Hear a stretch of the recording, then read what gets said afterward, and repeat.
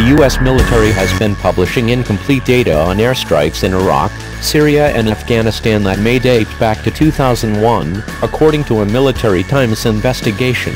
And that means thousands of deadly airstrikes may have gone uncounted. In 2016 alone, U.S. Army helicopters and drones aircraft conducted 456 airstrikes in Afghanistan that were not counted in an open-source database that the U.S. Air Force manages.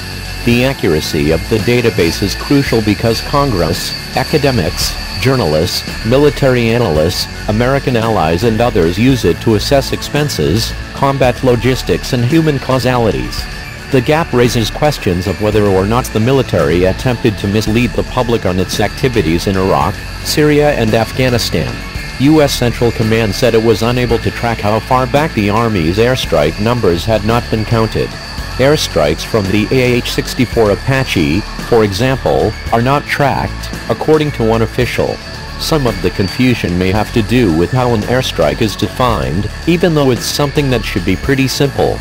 A single airstrike can be carried out by more than one aircraft on several targets and use a variety of munitions, according to the UK's Ministry of Defence that also outlines coalition airstrikes.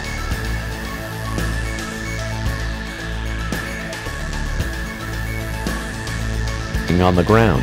What, exactly, does that mean? Selvin failed to define what self-defense, counter-terror or strategic effort entails and what happened during those 456 airstrikes. What is also suspicious about the omission is that the Pentagon could have published the number without drawing too much attention to it. That the military choose to omit the number reveals A, they probably didn't think people would snoop around for the gap, and B, they really have something to hide and didn't want to give the public a starting point from which to investigate. And let's break down the possible issues behind the near 6,000 airstrikes that went uncounted by the Defense Department. For instance, could civilian death tolls have been higher than reported?